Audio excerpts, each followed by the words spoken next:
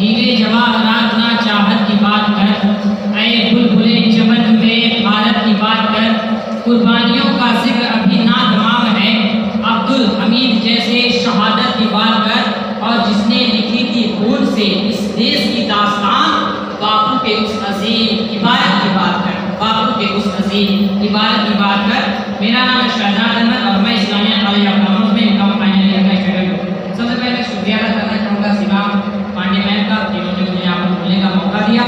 और आज का जो हमारा टॉपिक है महात्मा गांधी जी 1869 और उन्होंने शहादत का जाम नोश किया 1948 में, यानी 79 ईयर्स में ऐसा क्या इंकलाब बर्पा कर दिया महात्मा गांधी जी ने कि जब G20 का समिट हो रहा था दिल्ली में, तो इंडोनेशिया के प्रधानमंत्री प्रेसिडेंट जोको विडोडो, अमेरिका के प्रेसिडेंट जो बाइडेन, फ्रांस के राष्ट्रपति इमैनुअल मैक्रों और ब्रिटेन के प्रधानमंत्री ऋषि सुनक महात्मा गांधी जी के राजघाट पर आते हैं और वहां उनकी जियारत करते हैं, उन्हें श्रद्धांजलि देती हैं। ऐसा क्या इंकलाब बर्पा कर दिया कि America, France, Britain, Japan, China, Russia के लोग जियारत करने के लिए आ रहे हैं। तो जिनकी कारनामों का लिस्ट फहरिस्त ये है कि 13 साल में उनका विवाह हो जाता है, 18 साल की उम्र में वो ब्रिटेन चले जाते हैं डिग्री की पढ़ाई करने के लिए, वकालत की पढ़ाई करने के लिए, और अफ्रीका में जो है कॉर्पोरेशन में भाग लेते हैं और सफलता की सीढ़ियां चढ़ते हैं। जब वो 1915 में भारत आते हैं, एक साल तक 1916 तक वो भारत भ्रमण करते हैं, क्योंकि भारत को में कुछ करने के लिए भारत को जानना जरूरी है।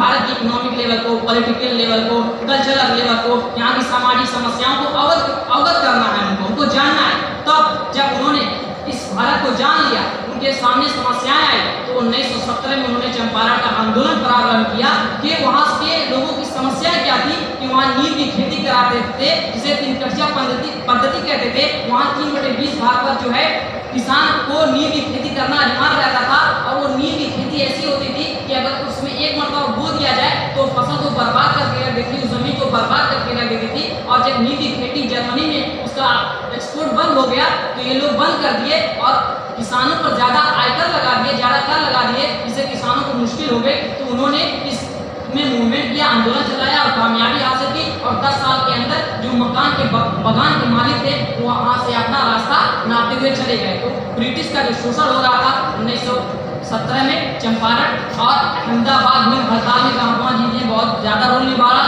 क्योंकि उन्होंने रस्ते की किताब में पढ़ा था कि अगर किसी आंदोलन को प्रभावी रूप से लागू करना है तो हमें भूख हड़ताल करनी होगी। जब भूख हड़ताल होता है तो गवर्नमेंट की नजर उस आंदोलन पर पड़ जाती है और गवर्नमेंट जल्दी तरीके से उसका समाधान करके निकालती है, क्योंकि गवर्नमेंट के गिरने का डर रहता है।